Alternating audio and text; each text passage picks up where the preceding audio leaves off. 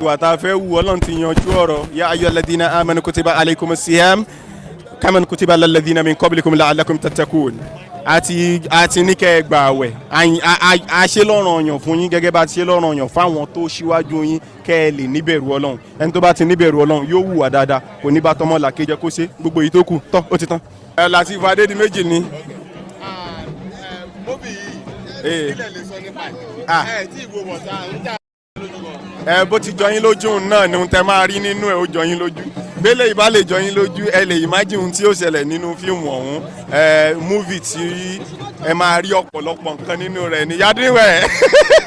tí ẹ máa rí ọ̀pọ̀lọpọ̀ nǹkan nínú ẹ̀ ní àsìkò ti tó ká bẹ̀rẹ̀ sí sọ nípa àṣà ìṣe ohun tá a jẹ́ bá a ṣe rí ká bẹ̀rẹ̀ sí sọ fún àwọn èèyàn kan lè mọ̀ ọ̀pọ̀lọpọ̀ ọmọ wọ́n gbóyìnbó lóòótọ́ àmọ́ ẹbí wọn nípa àṣà wọn ẹbí wọn nípa abitán tiwa wọn ò lè sọ mọ́ àsìkò ti tó láti sọ fún wọn nítorí bọ́n bá déta náà bọ́n bá bi wọ́n pé ilé ibo ló ti jáde á lè rí sọ ọmọ tó bá ti sọ tó sọ lẹ́nu ó sàpò ìyàkọ́ ni we need to be proud of ours and this is what we are doing. Kí ni àǹfààní tó kù fún orí ìtàgé kí ni ẹrù kó tó jẹ́ orí fún orí ìtàgé náà. Ọ̀pọ̀lọpọ̀ oore ló ń bẹ́ńbẹ́ ọ̀pọ̀lọpọ̀ oore ló ń bẹ́ńbẹ́ nítorí pé ọ̀pọ̀lọpọ̀ ọmọ tá a bí láyè sìn kò sí ń tọ́ mọ̀mọ́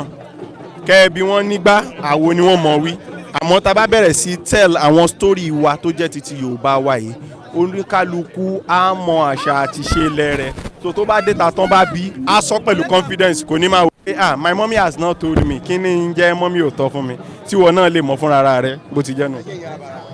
ẹ̀yà tọ́.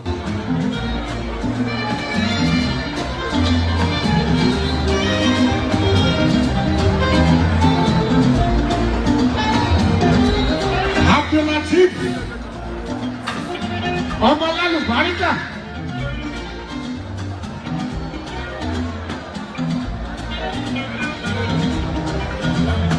ọlọ́lá ti fò mí.